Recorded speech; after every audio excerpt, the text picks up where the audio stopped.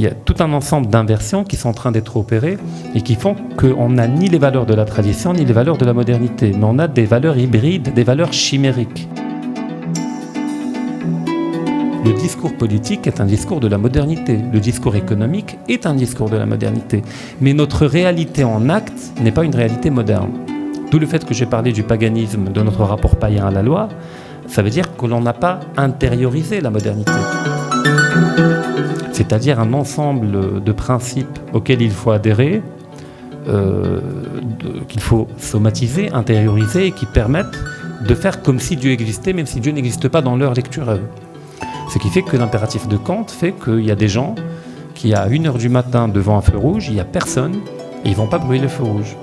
Parce qu'ils respectent la présence hypothétique de l'autre. Donc ils ont évacué Dieu, mais ils ont produit un autre référentiel qui permet d'avoir un rapport ordonné à l'espace public.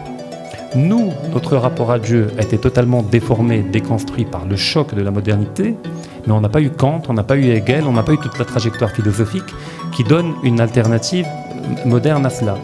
Et donc on a un rapport ambigu à la loi, un rapport ambigu à Dieu, et on est dans un rapport où on peut tricher avec tout le monde.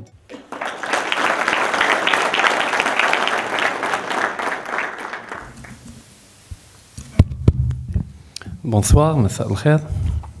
Alors la thématique d'aujourd'hui est une thématique effectivement complexe, plurielle, qui réclame une approche nouvelle qui représenterait en réalité une rupture avec toutes les approches standards telles que développées dans le monde occidental et qu'une fois projetées sur la réalité marocaine ne permettent pas de comprendre grand-chose et qui finissent en réalité par ajouter à la confusion déjà ambiante. Alors on commence par les valeurs de manière brève pour mieux y revenir à la fin. Parce que j'ai préparé tout un détour théorique pour définir les concepts que je vais utiliser, pour leur donner un contenu, puis de les agencer entre eux et aller avec ces concepts vers la réalité et en déduire notre rapport aux valeurs et comment devrait-il être, comment devrait-il se déployer. Alors, les valeurs, on peut les définir de différentes manières. On peut les définir de manière moderne comme étant une convention, c'est-à-dire des gens qui se mettent d'accord sur un rapport social, sur des limites, sur un cadre, et la légitimité de ces valeurs émanera d'une légitimité démocratique. On peut les définir également d'un point de vue moderne, mais par rapport à la tradition, comme étant des conventions dont on a oublié l'origine. Donc il fut un temps très lointain où des gens se sont mis d'accord, et puis de génération en génération, c'est perdu cette origine première de la convention et on n'en garde que la dimension sacrée. Et puis on peut avoir un rapport religieux aux valeurs, en disant que les valeurs nous ont été révélées par le divin en tant que créateur du monde et que ces valeurs ont une finalité, c'est-à-dire l'ordre, l'harmonie et l'équilibre. L'ordre, l'harmonie et l'équilibre cosmique et l'ordre et l'harmonie et l'équilibre au niveau de l'humanité, au niveau des sociétés. Et puis on peut descendre encore plus bas au niveau de l'individu, dans son rapport au divin, dans son rapport à la nature et dans son rapport à son prochain. Or, quand on parle de la réalité marocaine, quand on voit ce qu'on pourrait appeler notre éthique ou notre morale, même si les deux mots semblent vouloir dire deux choses différentes, c'est-à-dire l'akhlaq pour les morales et l'akhlaqiyat pour l'éthique, étymologiquement ça veut dire la même chose, en latin et en grec. Je définis notre rapport contemporain, actuel, à la loi par exemple, je le définis comme étant un rapport païen. Païen, watani, c'est-à-dire que l'on ne respecte la loi que quand elle est incarnée dans la chair. C'est-à-dire, vous avez des feux rouges, vous avez des stops. Si le policier est là, il incarne de manière charnelle, de manière physique la loi. Et là, on la respecte. Quand le policier n'est pas là, c'est comme si Dieu n'est pas là. C'est-à-dire, tout est permis. Et on se comporte comme ça un peu partout. Quand il y a la figure de tutelle, la figure d'autorité, on se plie à cette figure-là. C'est un rapport païen qui a une histoire, qui est le produit d'une déformation de notre rapport traditionnel aux valeurs qu'il s'agira de détailler. Alors le premier point, pour définir notre réalité actuelle, c'est de définir une différence entre deux concepts, entre la modernité, le hadatha, et la contemporanéité, c'est-à-dire être contemporain, c'est-à-dire le mot asada. En général, on jongle avec les deux mots comme étant des synonymes, alors que les deux mots sont radicalement différents. Alors contemporain du latin contemporare, c'est-à-dire être en même temps que quelque chose. Et donc on est contemporain de notre époque, puisqu'on est en même temps que notre époque. Les gens du Moyen-Âge étaient contemporains de leur Moyen-Âge. mais ils n'étaient pas modernes.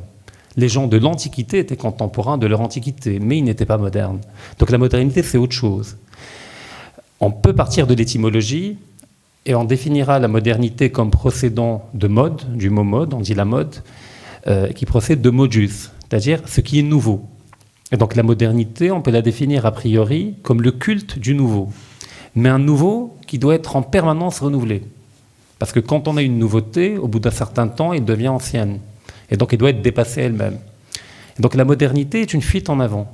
C'est une fuite en avant qui surfe, qui navigue sur des vagues que sont les nouveautés qu'elle engendre pour ne pas se noyer. Et donc on ne peut pas bâtir grand-chose avec la modernité parce que c'est une fuite en avant qui n'a pas d'enracinement, qui n'a pas de tradition première. Et par définition, elle engendre un certain nombre de rapports au monde, comme par exemple la temporalité. Le temps de la modernité est un temps linéaire. Il y a un passé, un présent et un futur. Et il y a un vecteur du temps. Il y a une direction du temps. Il y a une finalité, un but final vers lequel on tend, et ce but, on l'appelle en grec télos, d'où le fait qu'on dit un temps téléologique. Pas théologique, mais téléologique, c'est-à-dire un temps qui nous mène vers une destinée finale, qui est la modernité elle-même. C'est comme ça que la modernité se pense dans le temps. Or, il y a un autre rapport au temps, qui est notre rapport traditionnel, qui est un rapport cosmique au temps, et qui jusqu'à présent survit de manière clandestine ou de manière résiduelle. C'est qu'en général, quand on se donne un rendez-vous, on se dit c'est-à-dire que le temps est un temps cosmique. Donc c'est par rapport à la position du soleil que l'on va définir le rendez-vous, l'heure de notre rencontre, et on organise notre temps par rapport au soleil. Donc c'est un temps qui est harmonisé avec le cosmos, avec le soleil d'un côté au niveau de la journée, mais avec la lune également, du point de vue des mois. Et donc il y a une symbiose et une harmonie avec le tout.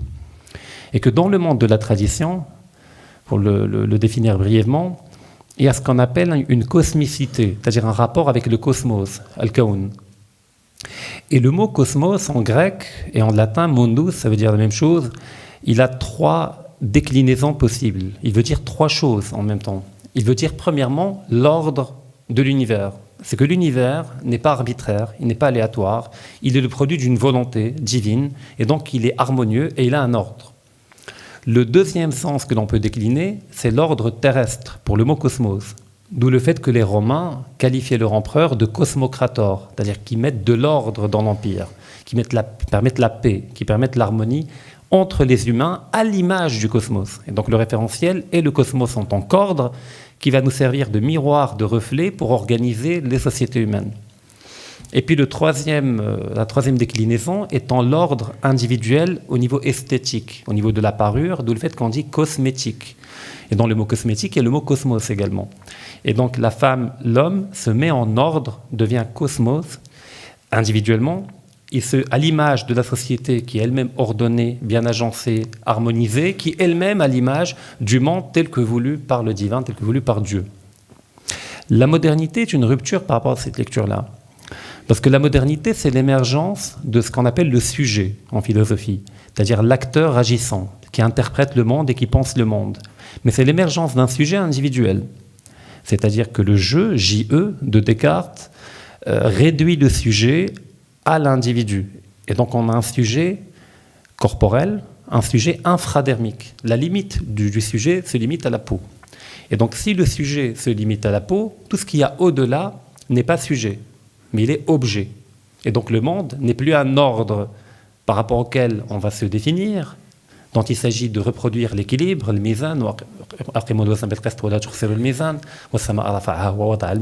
le mizan c'est pour le cosmos, mais également entre nous. Il ne faut pas que la balance penche d'un côté ou de l'autre, il faut maintenir un équilibre à l'image de l'équilibre dans le cosmos tel que Dieu l'a voulu. D'où le fait que dans le Coran, il y a tout le temps des renvois à aller voir le monde tel qu'il est, et Dieu nous défie d'y trouver un défaut ou une désharmonie.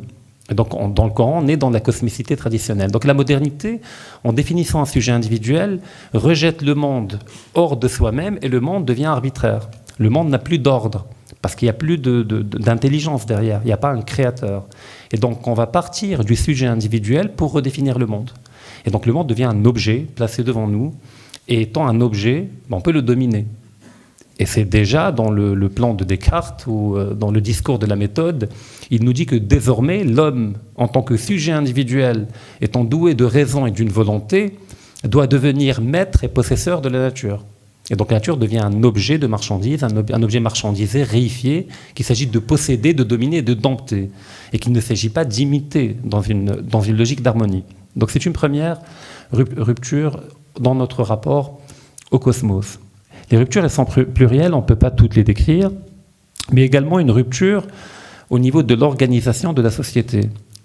C'est que dans les sociétés traditionnelles, la famille, en tant que schéma organique de solidarité spontanée, n'est pas régie par une logique contractuelle ou marchande. C'est-à-dire quand on aime nos enfants ou nos parents, on ne les aime pas parce qu'il y a un contrat qui nous oblige à les aimer. On les aime de manière spontanée, déjà parce que c'est un devoir tel que voulu par Dieu, d'honorer les parents et de prendre soin des enfants, de les aimer, mais également parce qu'il y a une spontanéité organique qui fait que le sujet n'est pas un sujet individuel dans la tradition. Le sujet est un sujet collectif, qui est constitué de gens, bien entendu, mais qui transcende les gens. Donc je suis une personne, mais je ne me définis pas uniquement en partant de moi-même, comme dans le cadre de la modernité, mais je me définis par rapport à une pluralité de variables, dont la première étant la volonté de Dieu, dont la deuxième étant le groupe auquel j'appartiens, le groupe religieux, le groupe familial, le groupe clanique. D'où le verset Ya ayyuhan nas inna khalaqnakum min dhakarin wa untha wa ja'alnakum shu'aban wa qaba'ila lita'arafu inna akramakum 'inda Allahi atqakum. Il y a les gens, hommes, femmes, et puis il y a le qaba'il, il y a shu'ub, qui doivent se rencontrer en tant que personnes, mais également en tant que groupe collectif. Donc le sujet est un sujet hybride qui ne nie pas la dimension individuelle, mais qui la définit par rapport à un groupe. La modernité fait éclater cela. Elle fait éclater cela par ce qu'on appelle la modernité démographique. C'est qu'on a une dynamique que je vais décrire très rapidement.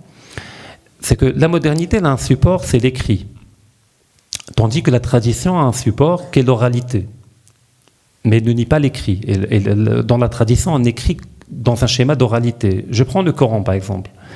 Quand un occidental qui est formé à la rhétorique gréco-romaine, où on écrit un texte de manière linéaire, introduction, chapitre 1, chapitre 2, puis une conclusion, quand il lit le Coran, la première impression qu'il a, c'est qu'est-ce que c'est que ce livre totalement désordonné. C'est-à-dire, il commence par parler d'une idée, et puis il l'arrête, il ne la finit pas, il saute à une autre idée, et puis il ne la finit pas, il saute à une autre idée, et il a l'impression qu'il a devant lui un texte désordonné, bricolé, totalement atomisé. Parce qu'il part d'un prisme linéaire, tel que la modernité l'a produit et l'a entretenu, tandis que le texte ne procède pas d'une logique moderne, il procède d'une logique traditionnelle qui ne cherche pas la linéarité, mais qui cherche la symétrie, qui cherche l'harmonie. Ce qui fait qu'il y a beaucoup de gens qui ont travaillé sur la rhétorique biblique et coranique, qu'ils appellent la rhétorique sémitique, où ils définissent la construction du texte coranique ou évangélique comme étant un texte concentrique, symétrique. Et on prend par exemple Surat Yusuf ou d'autres, on a l'idée qui est développée au début de la Surah et qui n'est pas complétée. Le complément de ce début-là, on le retrouve à la fin de la Surah. Et puis la deuxième idée, on le trouve à l'avant-dernière idée. Et donc c'est un texte qui se co-construit de part et d'autre. Et dont la finalité n'est pas de convaincre par la rationalité, mais d'imprégner les cœurs, d'imprégner l'âme et de le somatiser afin qu'il devienne un facteur agissant en tant que facteur moral. Donc, la modernité fait éclater cela et introduit une lecture totalement mécaniciste, totalement constructiviste pour définir le sens des choses. Et puis la rupture que j'avais définie tout à l'heure, puisque le monde, le cosmos devient un objet, donc le monde n'a plus de sens. Il n'est plus habité par le sens, parce qu'il n'y a pas quelqu'un qui va placer en lui le sens. Et donc on va formuler des prédicats scientifiques. On va formuler des prédicats scientifiques en disant le monde que c'est des atomes, que les choses n'ont pas de sens, que la maladie c'est une maladie. Par exemple, prenons quelqu'un de malade, du point de vue de la tradition, on va formuler un prédicat, c'est-à-dire une information qui va donner un sens à la maladie. On va dire beaucoup de choses par rapport à la maladie. Pour la modernité, la maladie est une maladie. Donc la modernité est une tautologie. Elle dit la même chose de la même chose. Donc elle ne permet pas de construire un sens. D'où le fait que je définis la modernité également comme une dérive du sens. Plus la modernité évolue, plus elle déconstruit le sens des choses et elle rend le monde totalement dénué de sens. Et donc dénué de spiritualité, dénué de verticalité.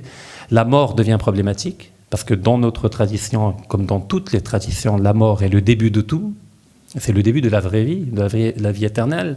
Dans la modernité, la mort est la fin de tout. Et donc la mort devient un sujet tabou, qu'on va chercher à cacher, qu'on va chercher à éviter, à contourner, voire à combattre. D'où, par exemple, les chirurgies esthétiques, d'où la cosmétique moderne, dans la finalité de cacher les effets du temps, parce que le temps est ce qui nous rapproche de la mort. D'où le fait qu'il y a ce qu'on appelle le jeunisme, c'est-à-dire un jeune est toujours mieux qu'un vieux. Donc, parce qu'un jeune, il est moderne, donc il est plus proche de ce qui est nouveau. Le vieux est dépassé, il est ancien. Donc il y a une inversion des valeurs. Dans la tradition, c'est tout le contraire. C'est les aînés qui ont des choses à dire, et l'enfant, quand les aînés parlent, l'enfant se tait, parce qu'il n'a rien à apporter. Donc il doit entendre et apprendre. Donc la modernité est en plus d'être une dérive du sens, c'est une inversion totale de toutes les structures traditionnelles et qui crée une rupture d'autorité. Parce que quand on part de l'idée que le jeune est par nature mieux que le vieux, parce qu'il est moderne et qu'il est le plus proche de la vérité de la modernité, on établit une rupture d'autorité au sein du foyer paternel qui va produire une rupture d'autorité à tous les niveaux. Parce que là, je peux peut-être choquer, mais je parle en tant qu'anthropologue, là, pour le coup, pas tout à fait en tant que croyant, mais la figure du père dans la famille est ce qui supporte la figure du divin, la figure du roi, la figure du ministre, la figure du policier. D'accord. Et quand la figure du père s'effondre, quand il y a une rupture d'autorité, toutes les autres figures s'effondrent en tant que concept. Quand je dis Dieu en tant que concept, pas en tant que réalité, qui est inaltérable. Et donc, en faisant éclater le ménage traditionnel, la famille traditionnelle, on fait émerger l'individu, le sujet individuel qui est la modernité. Maintenant, la grille de lecture que je vais adopter pour aller vers le Maroc, c'est que d'où vient la modernité? Pourquoi elle est née en Occident et pas ailleurs? Donc ça demanderait des heures et des heures de développement. Mais pour aller rapidement, on dira que la modernité occidentale était déjà en germe dans l'Antiquité occidentale. Parce que quand on voit la mythologie grecque, le commencement grec, comment au tout début du commencement de l'Occident, on a pensé le monde et on a formulé des choses par rapport au monde, on retrouve que dans la mythologie grecque, il y a une logique de rupture qui va préparer la modernité par la suite, où on peut combattre les dieux, où les dieux ne sont pas bons, forcément bons, où on n'est pas obligé d'aimer les dieux, il faut les craindre tout simplement comme quelque chose de totalement arbitraire. Et puis il y a une figure clé qui est Prométhée. Prométhée est un dieu, un titan, un dieu de la première génération dans la mythologie grecque, qui par amour de l'humanité vivait dans un état paradisiaque et ne travaillait pas et ne tombait pas malade, mais elle était ignorante. Et par amour pour l'humanité, Prométhée va voler le feu sacré du savoir divin pour l'offrir aux humains et les libérer de leur ignorance. Mais en le faisant, il a attisé la colère des dieux, qui l'ont puni, et qui vont décider de se venger des hommes. Et donc, que vont-ils faire? Ils vont créer la femme. Parce qu'il n'y avait pas de femme, j'ai oublié de le dire, il n'y avait que des hommes. Donc ils vont créer la première femme qui va s'appeler Pandore et qu'ils vont offrir en cadeau à un humain en donnant comme guise de cadeau de mariage une jarre fermée en argile à condition de ne jamais l'ouvrir. Donc ça rappelle un peu la pomme et le fruit interdit, l'arbre qu'il ne faut pas approcher. Alors l'homme, bien entendu, il prend la femme, il prend la jarre, il pose la jarre, il dit à la femme ne surtout pas ouvrir. Et puis comme la femme est curieuse, dès qu'il sort, la première chose qu'il va faire, il va ouvrir la jarre. Et là, il y a tous les malheurs de l'humanité que l'humanité ne connaissait pas qui vont sortir de la jarre. Aujourd'hui, on dit boîte, la boîte de Pandore, il ne faut pas ouvrir la boîte de Pandore. Et donc la maladie, la mort, la fatigue, tout cela va sortir. Pourquoi je raconte tout cela? Parce que la figure de Prométhée, qui dans la mythologie grecque est une figure héroïque, et qui va être reprise par la modernité, on parle du mythe du progrès, du mythe prométhéen, dans notre tradition, si on établit une analogie, Prométhée, c'est le diable. C'est-à-dire que c'est celui qui va piéger Adam en lui faisant croire que l'arbre que Dieu lui a interdit d'approcher est l'arbre de la connaissance qui va lui donner l'éternité et un pouvoir impérissable. Et en le faisant, on a le même schéma, c'est-à-dire une déchéance, et on quitte le paradis. Soit on quitte l'état paradisiaque dans la mythologie grecque, soit on quitte le paradis en tant que tel dans le récit coranique et biblique. Et donc on a déjà dans le commencement traditionnel une tradition où le diable est une figure héroïque qui va servir de modèle, et dans notre tradition, la figure du diable est l'incarnation du mal, dont il s'agit de se prémunir et de combattre. Donc déjà, on a deux commencements différents qui vont donner deux trajectoires différentes.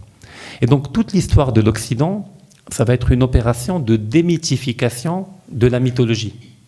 Parce que l'histoire que je vous ai décrite, on peut la garder, mais en enlevant toute la dimension, les dieux, les titans, et en gardant que la structure, que le récit, que la morale de l'histoire. Et donc, avec Platon, Aristote, puis par la suite, durant toute la philosophie qui va évoluer en parallèle, on va avoir une opération de déconstruction des dieux, de déconstruction de Dieu, de déconstruction de tout ce qui est surnaturel, pour ne garder que le mythe prométhéen, c'est-à-dire le mythe satanique de notre point de vue, le mythe de rupture, le mythe du défi, du fait de défier les dieux, ou de défier Dieu dans le contexte monothéiste, et qui va fonder la modernité. Et donc, la modernité va être la phase terminale, la phase finale de l'évolution de ce commencement premier qui était dans la mythologie grecque. Et donc, ça va donner une dynamique de rupture, de déconstruction de l'homme, de la transcendantalité et du monde en tant qu'il est habité par le divin pour n'obtenir qu'un monde objectifié, un monde en tant qu'objet tout simplement qu'il s'agit de dominer et qui finalement fera que nous serons dominés également. Dans notre tradition, on ne va pas entrer trop dans le détail, mais c'est l'antinomie, l'antithèse de ce que j'ai décrit par rapport à la modernité. Donc la modernité, dans le cadre occidental, est un produit naturel. C'est la destinée manifeste d'un commencement qui est celui du commencement grec qui va donner la modernité occidentale. Or, dans notre région du monde, au Maroc, la modernité, on ne l'a pas produit. On était dans un schéma traditionnel à temporalité fermée, où on avait un schéma de reproduction des valeurs qui permettait une harmonie. On avait un mouvement historique, mais un mouvement très lent, dans la finalité de revenir tout le temps à la tradition, s'éloignant un peu, puis en revenant, ce qu'on appelle un mouvement immobile, un mouvement mais qui ramène au même point de départ. Et quand les Français arrivent, et le viol colonial, parce que je l'appelle un viol colonial, il y a la modernité occidentale qui vient par effraction entrer dans un monde qui est l'antithèse de cette modernité. Mais avec l'avancée technique et l'avantage absolu qu'elle avait en termes de technicité, notamment militaire, elle écrase l'ordre établi qu'elle trouve et elle entend le remplacer. Et donc la modernité va venir supplanter une autre rationalité qui est la rationalité religieuse, parce que là il serait intéressant d'établir un petit concept très rapidement, c'est qu'au niveau de l'individu, comme la psychanalyse nous l'apprend, et la psychologie, il y a au moins deux niveaux. Il y a la partie consciente de l'individu, qui agit de manière consciente, et la partie inconsciente de l'individu, qui contient différents paliers en profondeur. Il y a un inconscient individuel, qui est le produit de vos traumatismes, de votre vécu, de vos expériences d'enfance notamment, qui vont être refoulés dans l'inconscient. Il y a le désir du corps, la libido, qui fait partie de l'inconscient également. Et puis il y a un inconscient collectif, c'est-à-dire un ensemble de mythes, de valeurs, de systèmes de croyances partagés par un ensemble de gens dans une sphère culturelle et civilisationnelle, qui font que l'on a un dénominateur commun, mais au niveau de l'inconscient. Et puis il y a l'imaginaire, c'est encore plus profond.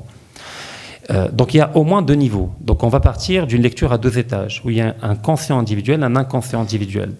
Au niveau d'un groupe de population, d'une culture, d'une société, il y a également deux niveaux. Il y a ce qu'on appelle la conscience collective, c'est-à-dire tout ce que fait un groupe de population, une culture, un peuple de manière consciente, quand on mène des débats politiques, quand on légifère, quand on fait de l'économie, de l'offre, de la demande, de l'investissement, tout cela fait partie d'une action collective consciente.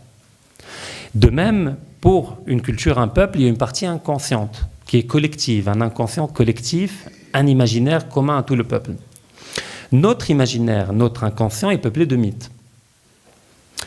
Notre conscience collective, avant la venue des Français, était une rationalité religieuse.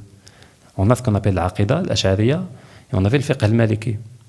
Donc les deux entendaient donner une rationalité religieuse, pas moderne, au monde. Le monde est rationnel en tant qu'il est adéquat à la volonté de Dieu. Il est rationnel parce que Dieu l'a créé parfait et ordonné et harmonieux. Et Dieu nous a dit comment reproduire cette harmonie entre nous, par le fiqh et la aqida, ce qui nous permet d'appréhender le divin et la métaphysique. Donc quand vient la modernité, elle va chasser la rationalité religieuse de la partie consciente du peuple pour la remplacer. Et donc, al-aql, le fiqh, qui était le logos, la rationalité de notre société, va être évincé, détrôné, et la modernité va se mettre sur le trône de ce peuple-là. Mais le fait d'avoir évacué le religieux du point de vue de la conscience collective ne signifie pas qu'il a disparu. Mais ça signifie tout simplement qu'il s'est réfugié dans l'inconscient collectif, mais qu'il continue d'agir en nous. Et donc on se retrouve dans des situations assez atypiques, où on a au niveau formel, au niveau visible, au niveau conscient, la modernité. Vous regardez le Maroc aujourd'hui, il y a le droit de l'homme, il y a un parlement, il y a des élections, on a la bonne gouvernance, on a une constitution, on a tous les attributs de la modernité politique. Mais quand on agit en acte, dans ce cadre formel, on agit non selon le référentiel de la modernité, mais selon le référentiel de la tradition. Je vous donne un exemple. Vous avez un chef d'entreprise qui, pendant 1 heure ou 2, va vous parler de la bonne gouvernance, de la transparence, de la reddition des comptes. Il va en parler honnêtement, il y croit. Mais dès qu'il va passer en acte pour recruter, il va commencer par Oldemmo, le Tralcho, c'est-à-dire qu'il va revenir à l'esprit de la communauté organique, et pas celui de la société contractuelle marchande moderne. Et donc on a une juxtaposition de 2 paradigmes antinomiques. Au niveau de la conscience collective, on a la modernité, et au niveau de l'inconscient collectif, on a le contraire de la modernité, c'est-à-dire l'imaginaire religieux, les croyances religieuses, les mythes, les symboles, les valeurs, qui ne sont plus normatives, car elles n'ont plus la capacité de sortir de l'inconscient pour remonter au conscient, parce qu'elles sont combattues, mais elles agissent encore en nous, elles nous transcendent. Et ce paradoxe-là fait que ça donne lieu à un blocage. On ne peut ni aller vers la modernité, parce qu'à chaque fois que la modernité entend faire une réforme, cette réforme est immédiatement vidée de sa substance par l'inconscient collectif qui est son contraire, et à chaque fois que l'inconscient collectif religieux cherche à remonter, il y a la modernité qui l'écrase. Il y a des GIN, etc. Nous, on est les gens de la modernité, on ne veut pas revenir à votre délire religieux.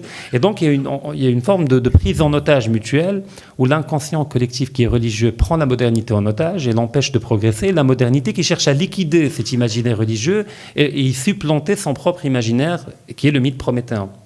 Et on est pris en otage également. Et cette situation, on l'appelle l'archéomodernité, parce qu'il y a encore la dimension archaïque. Archaïque, ça ne veut pas dire primitif ou c'est pas péjoratif. Ça veut dire ce qui est premier, ce qui est le commencement. Et on a la modernité, donc on a l'archéomodernité. Pourquoi ? Parce que la modernité n'est pas notre destinée manifeste. Elle est venue à nous, elle a été greffée en quelque sorte. Mais nous, on ne peut pas la repousser parce qu'elle est dominante et qu'elle est normative. Aujourd'hui, vous voyez le code pénal, il est intégralement moderne. Enfin, vous voyez la loi marocaine, il y a de manière résiduelle quelques éléments de l'antériorité religieuse. Les mariages, divorces, héritages. Mais tout le reste est accaparé par la modernité. Le discours politique est un discours de la modernité. Le discours économique est un discours de la modernité. Mais notre réalité en acte n'est pas une réalité moderne. D'où le fait que j'ai parlé du paganisme, de notre rapport païen à la loi. Ça veut dire que l'on n'a pas intériorisé la modernité. Parce que dans le monde occidental, quand ils ont évacué la question de Dieu, dans un schéma d'athéisme moderne, ils l'ont remplacé par ce qu'on appelle l'impératif catégorique de Kant, c'est-à-dire un ensemble de principes auxquels il faut adhérer, qu'il faut somatiser, intérioriser, et qui permettent de faire comme si Dieu existait, même si Dieu n'existe pas dans leur lecture à eux. Ce qui fait que l'impératif de Kant fait qu'il y a des gens qui, à 1h du matin devant un feu rouge, il n'y a personne, et ils ne vont pas brûler le feu rouge. Parce qu'ils respectent la présence hypothétique de l'autre.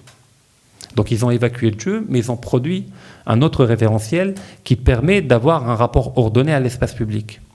Nous, notre rapport à Dieu a été totalement déformé, déconstruit par le choc de la modernité, mais on n'a pas eu Kant, on n'a pas eu Hegel, on n'a pas eu toute la trajectoire philosophique qui donne une alternative moderne à cela.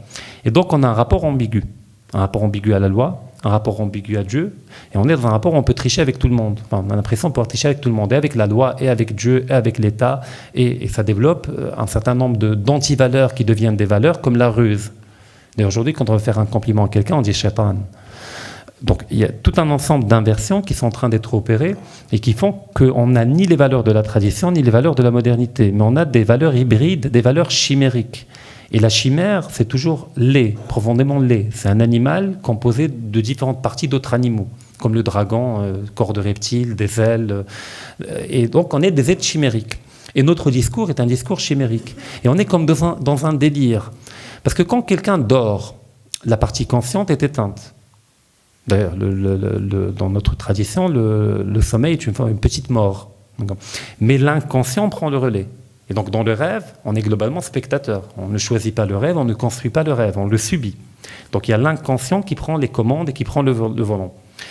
Donc maintenant, imaginons quelqu'un qui se réveille à moitié. Il est encore à moitié dans le rêve et il est dans l'autre moitié dans le réel. Et donc il y a une forme d'enchevêtrement, de juxtaposition du rêve avec la réalité. Et donc dans la réalité où il va évoluer, il va voir les monstres qu'il y a dans le rêve. Et donc ça donne ce qu'on appelle un délire. Et l'archéomodernité est un délire collectif. C'est ce qu'on est en train de vivre. Nous vivons un délire collectif qu'on retrouve par exemple dans le discours politique. Par exemple, on peut avoir dans un discours d'un ministre, du roi ou de n'importe qui, on aura toute une phrase dans le discours. On parlera, le Maroc a pris le chemin de la démocratisation, de la bonne gouvernance, de l'éthique moderne, etc. Donc un discours moderne. Et puis la deuxième moitié de la phrase, dans le respect des constantes du royaume. Donc première phase, c'est la modernité. La deuxième moitié de la phrase, c'est l'archaïcité, c'est-à-dire la prémodernité. Mais c'est un paradoxe total. Je veux dire, on a dit une phrase composée de deux parties où l'une est le contraire de l'autre. Vous allez voir un Marocain lambda dans la rue, vous faites un micro-trottoir, vous demandez est-ce que vous êtes pour les droits de l'homme? Bien sûr, on est pour les droits de l'homme, etc. Et à la même personne, on lui dit est-ce que vous êtes pour la charia et les punitions corporelles? Il dit oui, bien sûr, on est pour la charia, on est musulman, etc. Et vous dites, mais vous ne sentez pas qu'il y a un truc qui cloche entre les deux? C'est-à-dire que quelque part, il a dans son esprit un compartiment pour les droits de l'homme et un compartiment pour la loi divine, pour la charia, mais il ne peut pas établir une jonction entre les deux. Et c'est ce qu'on appelle la schizophrénie marocaine, qui n'est pas une schizophrénie clinique, mais qui est une pseudo-schizophrénie, qui n'est pas une vraie schizophrénie, mais qui est le produit d'un déchirement, parce que cette archéomodernité, elle est reproduite à tous les niveaux, au niveau individuel, un schéma de double appartenance, de bipolarité entre la modernité qui est là, et on est obligé d'y adhérer formellement, parce que si quelqu'un dit « je suis contre les droits de l'homme », immédiatement il est réduit à un rejet, fâché, nazi, etc. Et s'il n'adhère pas au discours religieux, pareil, on dirait « mulhid, kafir », etc. Donc il est pris au piège, il est pris en otage par les deux, il est obligé d'adhérer aux deux. Et c'est une situation qui est intenable et qui ne peut produire que de la laideur. Et donc, dans cette réalité-là, archéomoderne, pour parler en termes plus simples, l'inconscient collectif, on va l'appeler la structure, al-qaïda, la base, qui a plusieurs siècles, plusieurs millénaires, composée de valeurs ancestrales, composée de croyances religieuses qui n'ont pas besoin de la preuve de la modernité pour qu'on y adhère. Donc ça va être la base, notre base qui était là avant. Et puis en haut, on aura ce que les protestants appellent la kérigme, qui désigne littéralement la aqidah. On aura la aqidah de la modernité, parce que la modernité a sa propre aqidah. Elle vous dit, voilà, je vous annonce la vérité. La vérité, Dieu n'existe pas, le monde est un ensemble d'objets, le sujet, c'est vous au niveau individuel, et donc vous devez partir de vous-même pour définir le monde. Et donc on a une aqidah qui n'est pas nôtre, qui est celle de la modernité, marchande, satanique, et on a une structure qui est nôtre. Mais elle est inconsciente. Elle ne domine pas au niveau politique, elle ne domine pas au niveau sociétal, elle ne domine pas au niveau culturel. Mais il y a une ruse dans cette archéomodernité, c'est que cette structure prémoderne va se penser à travers la modernité, à travers le vocabulaire de la modernité. D'où le fait que quand un Marocain, comme j'ai dit l'exemple tout à l'heure, vous parle de la gouvernance, le contenu que lui, il met dans le mot gouvernance n'est pas un contenu moderne. Donc il prend le vocabulaire, le vocable moderne, mais le contenu qu'il va mettre dedans est un contenu totalement prémoderne. Pareil, dans l'esprit d'un Marocain musulman lambda, quand il dit les droits de l'homme, il n'entend pas du tout la même chose que quand un occidental dit les droits de l'homme. Parce que déjà, le concept d'homme, d'individu, du sujet, n'existe pas chez nous. Donc on ne peut pas le penser, mais on est obligé de faire semblant qu'on le comprend, etc. Et donc l'archéomodernité est le problème de notre société, qui fait que l'on a, au niveau conscient, je vais choisir un autre vocabulaire pour que ça devienne encore plus clair, on a ce qu'on appelle le logos de la modernité. Le logos, on peut traduire par l'aql, l'aql arabe, l'aql fiqhi, l'aql, c'est-à-dire un ensemble de systèmes qui permettent de donner une cohérence au monde, mais on a un logos qui n'est pas le nôtre, et puis on a une structure, une base inconsciente qui est la nôtre. Et donc on est pris intégralement en otage par ce schéma-là, et comme j'ai dit tout à l'heure, on peut ni aller vers la modernité, ni revenir vers la tradition. Alors là, il y a cette double polarisation qui donne lieu à un choix civilisationnel, un choix culturel. Et ce choix, il se traduit par une stratification de la société, où on a une élite et une ultra-élite qui adhèrent volontairement à tous les fétiches et les catégories de la modernité, et qui entendent refaçonner toute la société à leur image, autour de l'individu, autour des libertés sexuelles, autour de la marchandise, autour du capitalisme, du marché, du libéralisme. Donc ils importent toutes ces catégories-là, ils entendent les diffuser au niveau de toute la société. Et puis de l'autre côté, l'autre choix, c'est le choix populaire qui se réfugie dans ce que les modernes appellent l'irrationalité, mais qui est une autre rationalité, qui est la rationalité religieuse. Mais comme on est dans un schéma de conflictuel et antinomique, les deux polarisations se radicalisent, parce que l'une se définit en négatif de l'autre. Et donc on a des ultramodernes au Maroc qui sont en totale décorrélation avec la réalité marocaine. Et puis de l'autre côté, on a l'autre radicalisme qui est une manière de fantasmer la tradition, mais qui n'est pas la tradition. Et là, on n'a pas le temps d'entrer dans le détail, parce que si la modernité est l'adoration du futur et de ce qui est nouveau, la tradition n'est pas l'adoration du passé. Parce que le passé est une forme contingente du mouvement de l'histoire qui a changé plusieurs fois, mais la tradition, c'est l'adoration de ce qui est éternel, en termes de valeur, en termes de rapport au divin, en termes de rapport à l'autre, et qui n'est pas réductible à la dimension formelle, visible. Mais de l'autre côté, on a cette tradition d'où, par exemple, le salafisme, qui est une lecture parmi tant d'autres de l'islam, et qui part d'une lecture formelle et contingente de la tradition et qui la ramène dans la contemporanéité du Maroc comme étant la tradition.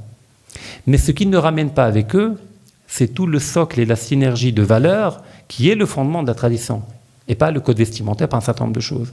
Et la modernité fait la même chose. Et entre les deux, il y a des nuances. Il y a des gens déchirés entre la modernité et la tradition, et puis il y a des gens qui pensent la tradition de manière intelligente en partant de notre islam malékite, qui ouvre une pluralité de fenêtres dans la fenêtre du Urf. C'est-à-dire le Urf fait partie des sources de la jurisprudence dans le fiqh. Il y a le Qur'an, le Sunna, l'Ijma', etc. Et puis il y a l'Urf.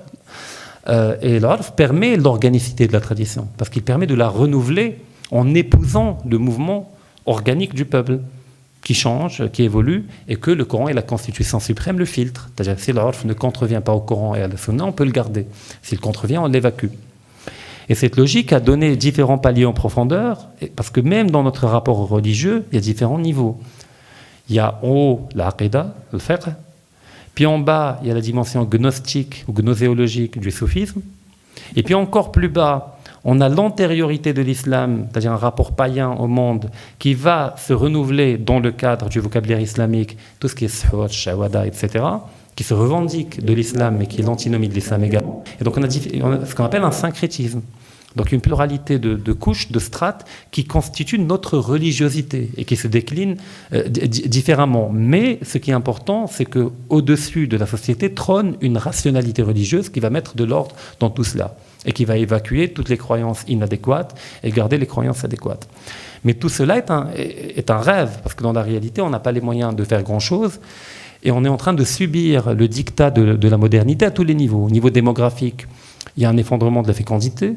On a une fécondité de 2,2, 2,3 enfants par femme, qui est le taux de remplacement, c'est-à-dire, et puis on entrera dans le déclin démographique. Il y a la nucléarisation des ménages, parce qu'avant on avait des ménages complexes, dans la ruralité, dans la paysannerie traditionnelle au Maroc, et même dans les villes, où on a un père et une mère qui mettent au monde des enfants. Les enfants de sexe féminin épousent des hommes et donc vont rejoindre le foyer de leur époux, mais les garçons qui vont épouser des femmes vont les ramener dans le giron de l'autorité paternelle. Et on aura un foyer complexe où cohabitent les parents premiers et les frères avec leur épouse mariée. Et donc on avait des ménages à 3 générations. Mais pour que cela marche, il faut une fécondité élevée, susceptible de renouveler le ménage. Et ce modèle familial était la négation même de l'individu. Et d'ailleurs, dans notre vocabulaire, et ça nous ramène à la question des valeurs, l'individu, en tant qu'un être autonomisé du groupe, est profondément honni. D'où le fait qu'on dit « donc on ne peut pas s'individualiser, dire ne sort du groupe, ne s'extrait du groupe que le diable, qu'un diable. Il n'y a qu'un diable pour s'extraire du groupe, pour la reformuler autrement. Et donc on doit toujours être dans une logique de groupe, de complémentarité, de solidarité, d'égalité devant certaines choses. Et puis, pareil, le jeu est maudit, parce que quand je dis je, J-E, c'est comme si j'extermine tout le reste de l'humanité. parce que je me mets en dehors du reste de l'humanité. Et donc, je vais avoir un rapport moral et éthique en partant de moi-même. Et donc, le référentiel de la morale ne va plus être le groupe, le cosmos, Dieu, mais va être moi-même. Et donc, je peux faire des compromis avec la morale, je peux faire des compromis avec la loi, je peux faire des compromis avec l'éthique, parce que le référentiel est moi. Si ça me profite, tant mieux, si ça ne me profite pas, c'est pas grave. Et notre rapport à la religion devient de plus en plus également un rapport à la religion, un rapport individuel. On peut être le plus grand salopard du monde, et puis à la fin, on achète un billet, on va faire le Hajj, et on revient, et on croit fermement qu'on a nettoyé la page, et que voilà, comme si on n'a rien fait. Donc on n'est pas dans une logique de responsabilité collective devant Dieu et devant la société qui fait que tout acte est un acte collectif, que ce soit la faute ou un acte bénéfique, mais on ramène tout à la question de l'individu et notre rapport à Dieu devient un rapport marchand, devient un rapport donnant-donnant. Mais là encore, il ne s'agit pas de fantasmer en disant que la modernité, c'est elle l'origine de tous les maux et que nous, on était géniaux avant. C'est faux. On n'était pas géniaux avant, il y avait des défauts, il y avait des pathologies sociales, il y avait des antivaleurs qui coexistaient avec des valeurs, dont certaines étaient soutenues par des textes qui passent pour étant des textes religieux, mais qui selon moi ne sont pas des textes religieux. Je ne parle pas du Coran, mais je parle de toute la question autour du hadith et l'akhbar, etc., qui est tout un débat même entre les théologiens, et qui fait qu'on avait déjà un substrat favorable à accueillir la modernité dans notre rapport au divin qui va devenir un rapport marchand. Et là, si on veut réellement revenir à la tradition en tant que valeur éternelle et ne pas tomber dans le piège du fantasme de la tradition, il faut revenir à un pilier qui est intemporel. Et ça ne peut être que le Coran qui est intemporel. Et que dans le Coran, on a tout un système de valeurs, on a tout un rapport au monde qui est proposé, et on a tout un rapport au texte qui est proposé, qui permet de plonger dans la richesse polysémique de la pluralité du sens de chaque verset, de chaque mot, et qui fait qu'il est éternel et qu'il permet d'être adéquat à chaque époque et en chaque lieu. Et donc la question, pour conclure mon intervention, parce que je sais qu'elle est désordonnée, parce que je ne peux pas en une heure développer de manière progressive petit à petit toutes les idées, donc je prends plein de raccourcis, mais c'est des pistes qui vont permettre, dans le cadre du débat, d'approfondir les points qui paraissent les plus obscurs, mais de dire que le retour au Coran est un impératif moral et civilisationnel en tant que point de départ pour repenser notre religiosité, repenser la question économique, repenser la question sociale en opposition radicale à la modernité. Il ne s'agit pas de composer avec la modernité. Il n'y a pas d'islam moderne. J'ai horreur d'entendre parler l'islam est adéquat à la modernité, l'islam est compatible avec les droits de l'homme, l'islam des Lumières.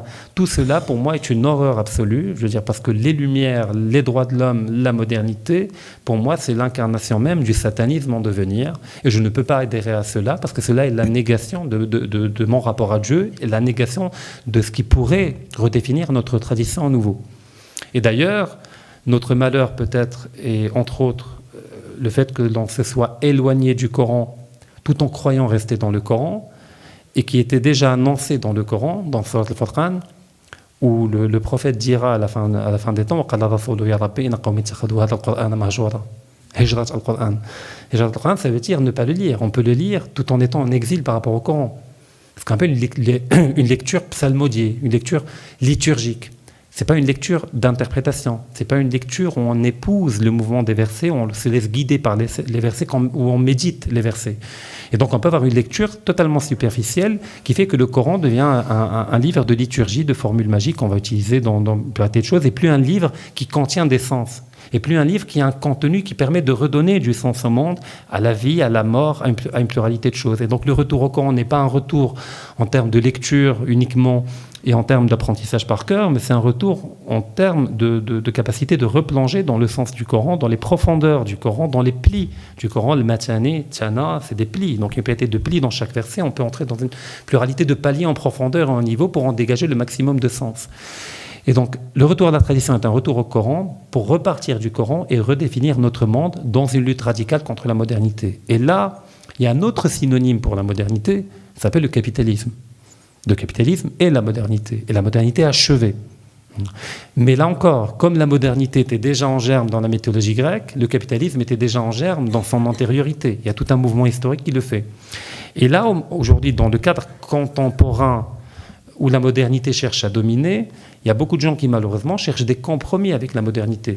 On va parler de finance islamique, moi je dis toujours aux gens qui me parlent de finance islamique, posez-vous la question, est-ce que vous ne trouvez pas louche le fait que la City de Londres, c'est-à-dire le temple de la finance satanique avec Wall Street, ait accueilli les bras ouverts le concept de la finance islamique et qu'elle a commencé entre autres là-bas.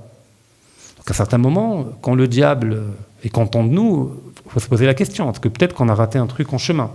Et donc repenser la question de l'économie à partir du Coran permet également de la repenser en opposition radicale par rapport également au capitalisme. Et d'où le fait que l'on me reproche que je parle en me référant au Coran comme étant des arguments imparables, tout en me revendiquant également de Marx. On me dit, vous êtes vous-même un bricolage. Non, je ne suis pas un bricolage. C'est-à-dire, je cherche dans chaque logiciel qui m'est proposé les éléments les plus adéquats qui me permettent d'éclairer certains éléments dans notre tradition et de le Coran dans le cadre de la contemporanéité, dans la guerre contre la modernité. Et donc si aujourd'hui il y a un choix à faire, ça va être un choix radical d'anti-modernité, de lutte radicale contre les modernités, pas de lutte armée bien entendu, mais une lutte conceptuelle, une lutte de reconquête du terrain du concept, des idées, du vocabulaire, pour lui redonner un contenu traditionnel. Et donc, dernière phrase que je vais dire, il ne s'agit pas de restaurer le passé dans sa forme formelle contingente, mais de le restaurer dans toute la radicalité qu'il contient, en tant qu'il préserve l'humain du déracinement, de la déconstruction du sens et de la déshumanisation à travers l'objectification, la réification et la marchandisation intégrale du tout. Et donc, redevenir humain, c'est renouer avec la sacralité du monde en tant qu'il est la création de Dieu, mais c'est redéfinir tous les paramètres, toutes les idées, tous les concepts et tous les champs d'existence de l'humain dans le champ politique, économique, culturel et sociétal. Je vous remercie.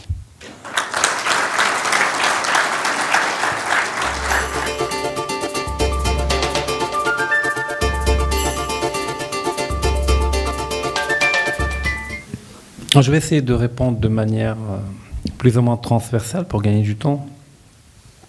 Ou bien, si vous voulez, je peux répondre question par question, comme vous voulez.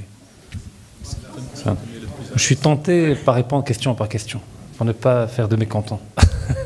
Rapidement, très rapidement. Effectivement, le résumé est parfait. C'est exactement le contenu, le résumé en 2 minutes de ce que j'ai dit en 1 heure. Je devrais apprendre à le faire également.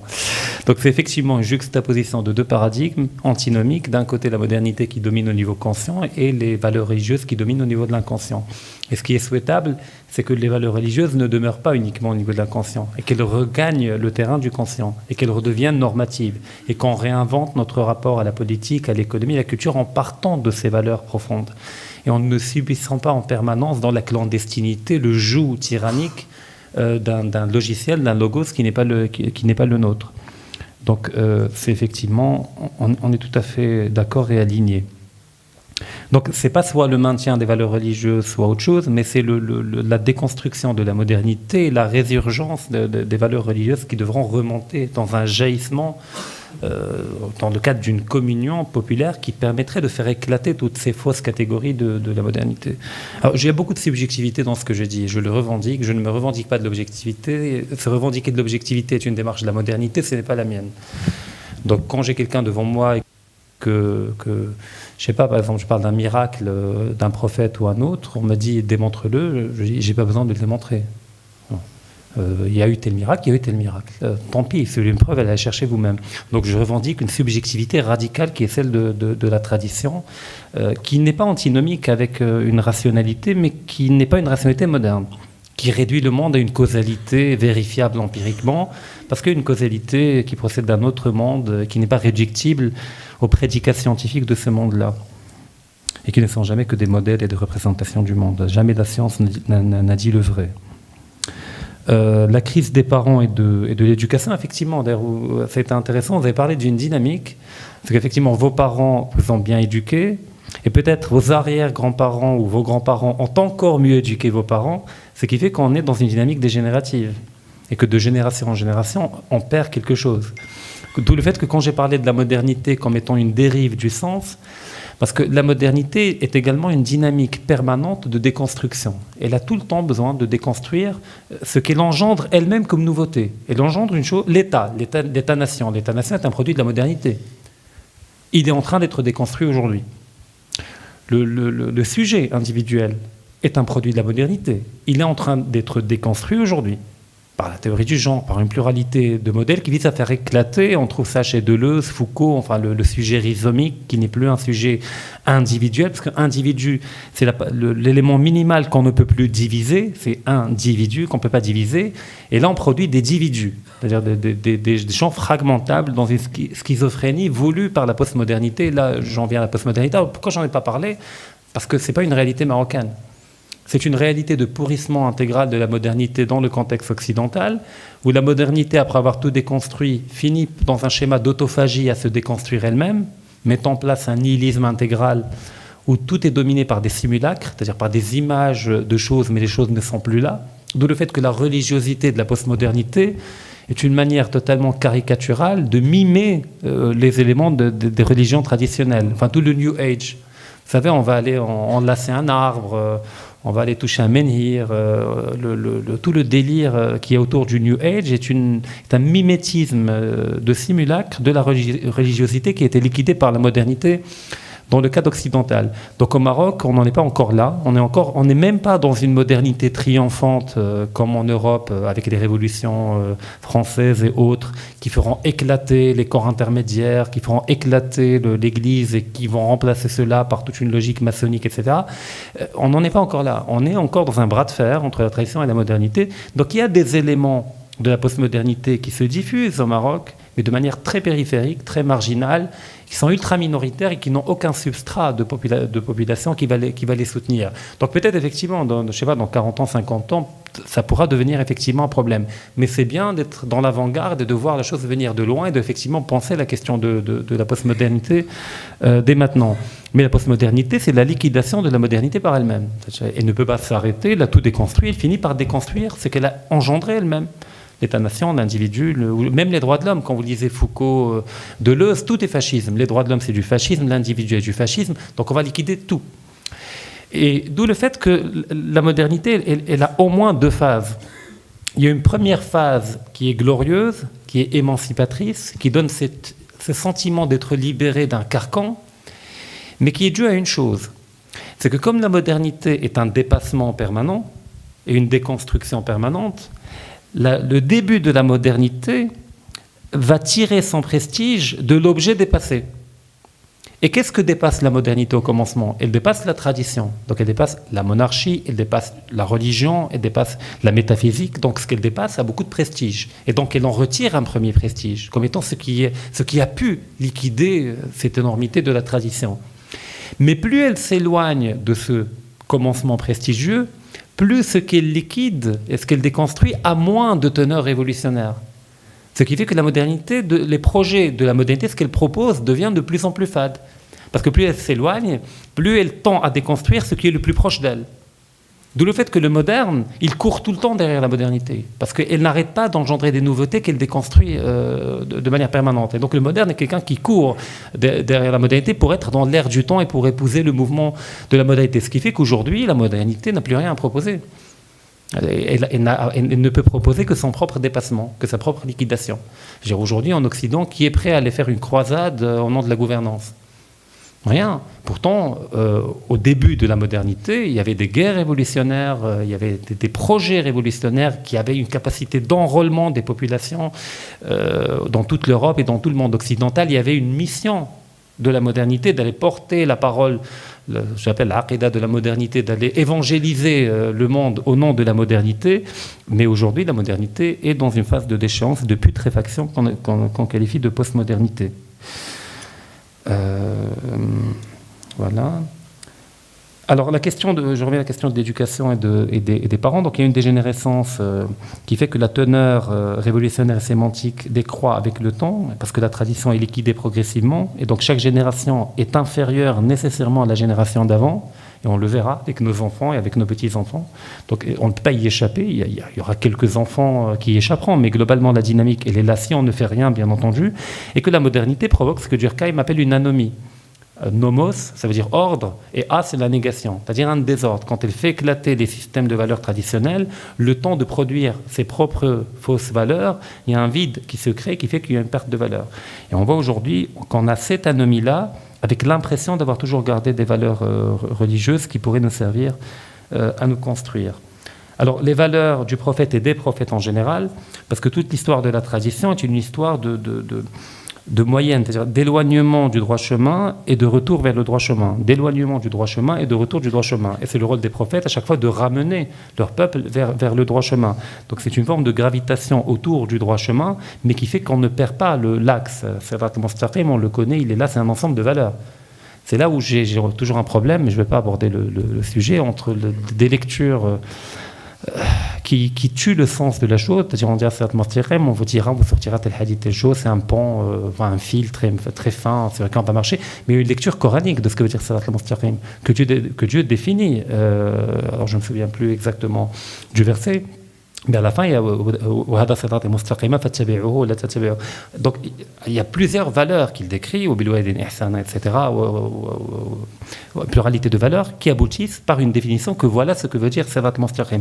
Et donc on est dans cet accrochage, et les prophètes représentent des archétypes, c'est-à-dire des idéals types, des figures qui sont naturellement inatteignables dans leur perfection. Car leur perfection est ce qui a fait qu'ils ont pu accueillir la parole divine et le Verbe divin. Nous n'étions pas dans cette possibilité, mais on est dans la possibilité de se rapprocher le plus possible de ces archétypes-là. Mais aujourd'hui, concrètement, dans cet écrasement de la modernité que l'on subit, qui sont les archétypes de nos jeunes?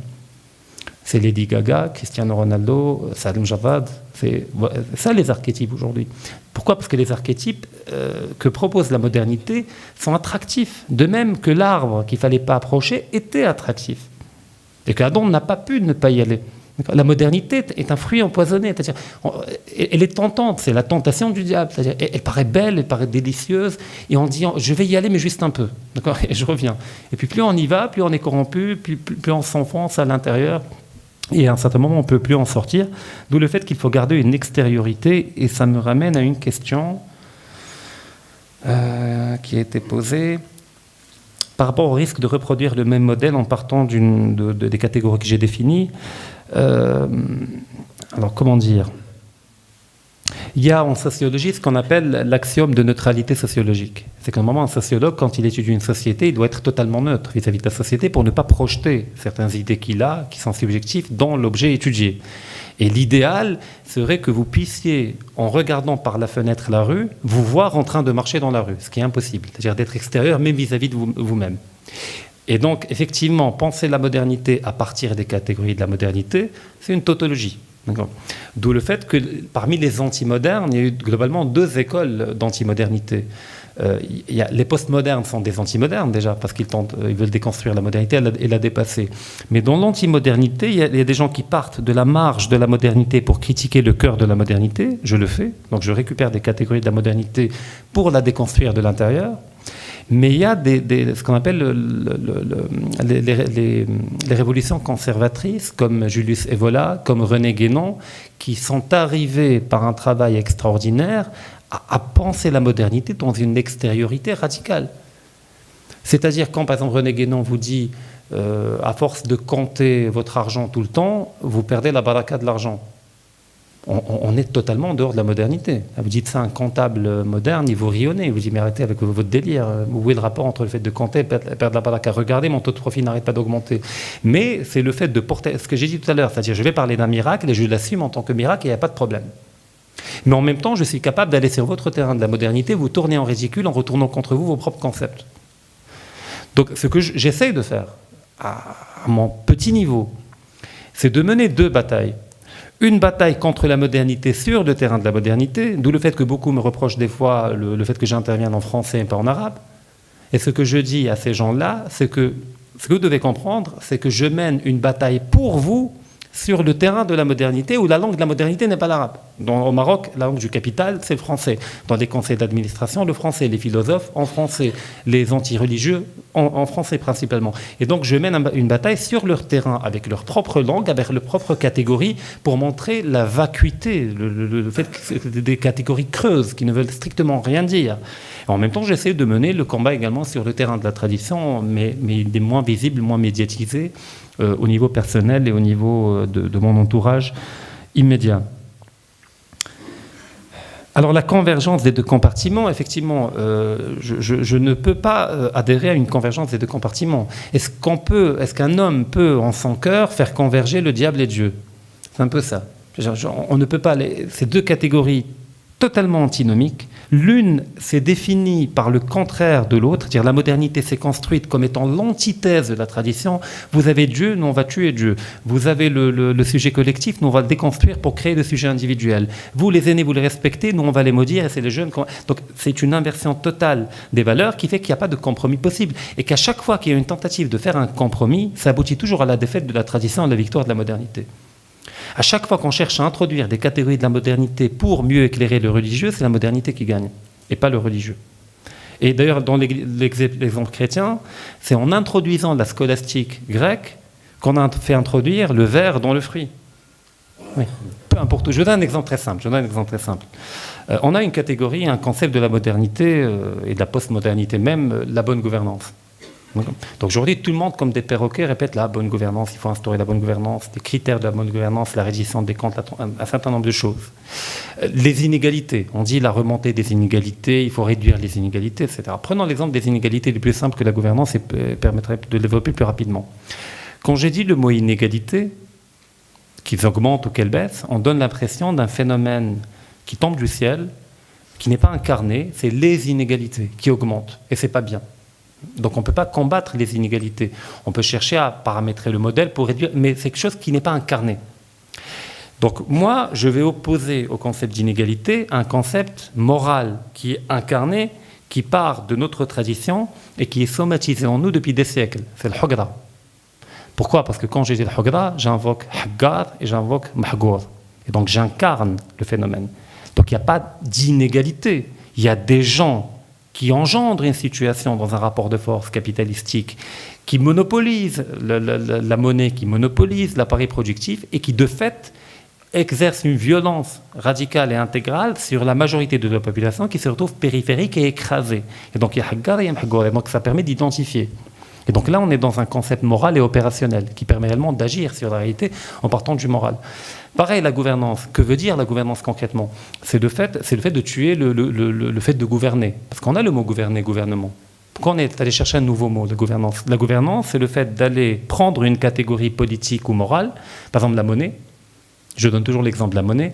La monnaie, je rappelle, est une croyance collective. Le billet de 200 dirhams vaut 200 dirhams parce que nous, ensemble, on croit qu'il vaut 200 dirhams. Mais on sait très bien que la réalité, il vaut la valeur du papier sur lequel il est imprimé. Mais on y croit collectivement, donc il existe. L'argent existe. Et donc on est le fondement de la valeur de l'argent, nous, le peuple, collectivement. Et normalement, si on veut agir sur la monnaie, la réformer, on doit faire interagir, on doit faire intervenir le peuple, parce que c'est lui qui donne la valeur à la monnaie.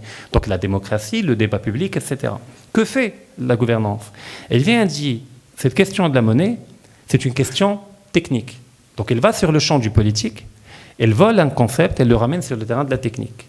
Et donc au nom de la gouvernance, quand on va faire une réforme monétaire, d'indépendance, etc., si vous, au nom du peuple, vous dites « attendez, on a notre mot à dire », ils vous disent « non, c'est une question technique, nous on a des experts, des technocrates qui comprennent très bien la complexité de la monnaie, de toute manière elle est trop complexe pour vous, il y a des mécanismes, etc. » Et c'est le fait de phagocyter en permanence tous les concepts fondés sur le peuple et par le peuple pour les introduire sur le terrain de la technique, pour priver le peuple de leviers de souveraineté, de leviers d'action qui permettraient de changer, d'aller de l'avant.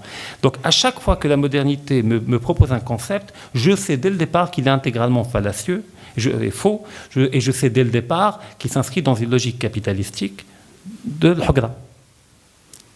Et donc, on part de notre valeur. Il y a plein d'exemples. J'ai écrit une chronique sur le dictionnaire du peuple marocain où j'ai pris plein de mots de notre culture, tradition marocaine, et je les ai opposés à leur équivalent dans le vocabulaire de la modernité, en démontrant que si on part de notre culture, de notre vocabulaire religieux, traditionnel, culturel, ethnoculturel, on peut reconstituer une structure, une base, à partir de laquelle on pourra dégager notre propre rationalité, notre propre logos, qui serait adéquat à notre structure religieuse, mais qui n'en serait pas moins rationnel également, et qui permettrait d'interagir avec le monde, avec le cosmos, et d'arrêter de voir le monde comme étant un objet, et de le revoir comme étant un sujet. Parce que je rappelle que dans le Coran, la terre et le ciel sont des sujets et pas des objets. Ça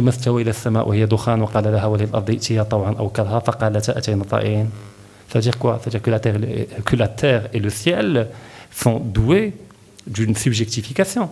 Alors c'est métaphorique, bien entendu, mais le message, il est là. C'est que vous n'êtes pas les seuls à être des sujets dans ce monde, et que le monde lui-même est intégralement un sujet, et pas un objet. Et donc on a un rapport de conscience à la Terre, puisque Dieu a parlé à la Terre et que la Terre a obéi à Dieu, c'est-à-dire que la Terre se plie et qu'elle est assujettie. Sujet, c'est être assujetti. Et qu'elle est assujettie à une volonté supérieure qui est la volonté de Dieu. Or, un objet, il est juste placé devant vous. Il est assujetti à rien. Et donc, c'est moi qui vais le dominer et l'assujettir. Donc, on a soit le monde assujetti à Dieu, soit le monde assujetti à l'homme. Et donc, la modernité propose d'assujettir le monde à l'homme, dans un lien marchand de domination, d'exploitation. Et Dieu nous propose de penser le monde autrement, comme étant un sujet, mais un sujet vis-à-vis de Dieu, et qui vis-à-vis de nous est un objet, peut-être, mais de responsabilité. D'où le fait que l'on est les vicaires de Dieu sur terre, en tant qu'humanité, pas uniquement en tant que musulman. D'accord. Khalifa fil ard, c'est pas uniquement le musulman, c'est Adam, c'est l'archétype de l'humanité intégrale qui se résume en Adam. Et donc, à chaque fois qu'il y a un concept, c'est de le combattre. Mais de le combattre pas dans un nihilisme et dans une déconstruction vide, mais en lui opposant un concept enraciné qui a plusieurs milliers d'années, qui a une charge symbolique et une bombe symbolique qui permettait de faire éclater ce faux concept et d'ouvrir un nouveau cheminement, une nouvelle piste de réflexion qui permettrait de rendre le monde adéquat à la volonté de Dieu, c'est-à-dire adéquat à l'homme et aux intérêts de l'homme, bien compris de l'homme, tel que Dieu les a pensés pour nous. Donc, moi, je le vois comme une guerre de tranchées, comme une guerre de monde, c'est-à-dire une guerre totale où il n'y a pas de cohabitation. C'est-à-dire soit la modernité gagne, soit on gagne. Et si elle gagne, on perd. Il n'y a pas de possibilité de compromis ou d'armistice entre la modernité et la tradition. Alors très rapidement, par rapport à l'ibadat al-akhlaq, effectivement, c'est la distinction qu'on opère en philosophie habituellement entre la forme et l'essence, ou la forme et le contenu. Alors normalement, dans la tradition, la forme, c'est le fond qui émerge. Donc la forme transpire le fond, elle est adéquate au fond. D'où le fait que l'akhlaq ne sont pas dans une rupture vis-à-vis de l'ibadat, mais sont le fondement de l'ibadat. Et donc les ibadats sont la partie rituelle, visible, formelle, qui traduisent la dimension opérationnelle du fond, de l'essence, le mahiya, le fond de la chose. Or la modernité, comme j'ai dit, est une entreprise historique de déconstruction, ce qu'on appelle une schizomorphie, c'est-à-dire le fait de séparer les formes. Et donc, en entrant dans le monde du champ religieux, par l'économie, par le commerce, par l'éclatement du familial, instaure une schizophrénie, une distinction même entre les ibadat et l'akhlaq, où effectivement on a des musulmans qui peuvent voler, violer, namimat, ce que vous voulez, d'accord. Et lui, il va après à la mosquée, il prie tranquillement, il n'y a pas de problème. Ou bien il va se garer en gênant toute la rue, puis aller prier, il revient, il n'y a pas de problème. Et puis si quelqu'un ose lui dire quelque chose, d'accord. Donc les ibadat, il y a un penseur extraordinaire qui s'appelle Hassan ibn Farhan al-Maliki, qui a travaillé sur la question des finalités, ce qu'on appelle maqasid, dans fiqh al-maqasid, mais lui il les nomme autrement, en partant d'un concept qu'il appelle al-la'allat.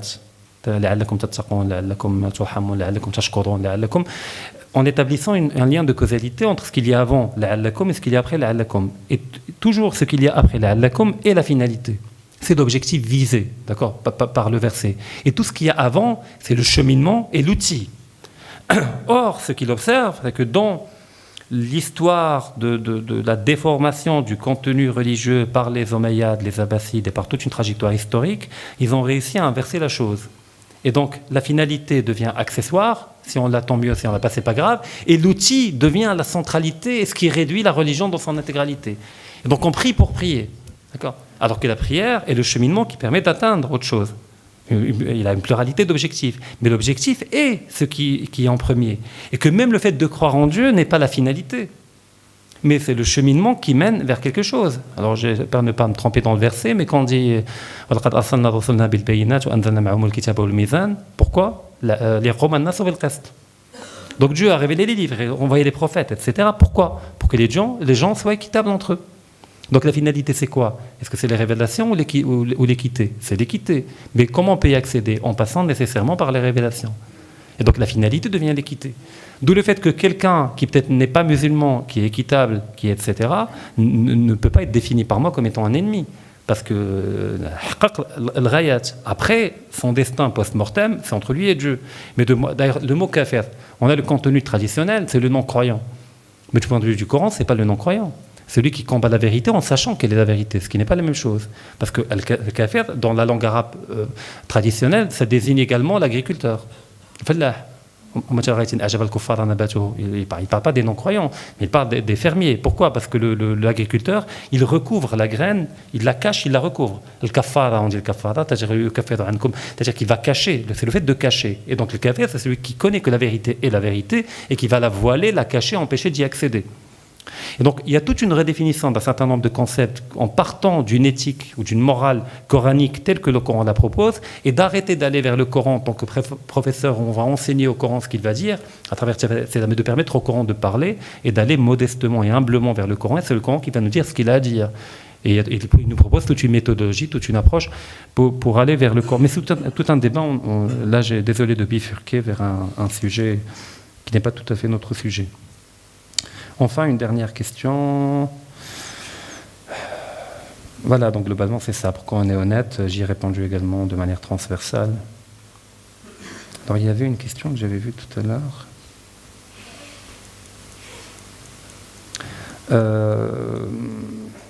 Il y avait une question par rapport à la modernité. Comment je la définis? Est-ce que je la définis en partant de la réalité que j'observe et comment les gens l'utilisent, en partant d'une autre approche? Non, je ne pars pas de la réalité en tant que les gens la définissent, parce que les gens confondent souvent entre la modernité et le contemporain. Je l'ai expliqué tout à l'heure. Le contemporain, tout le monde est contemporain de son époque. Les gens du Moyen-Âge étaient contemporains du Moyen-Âge. La modernité, c'est autre chose.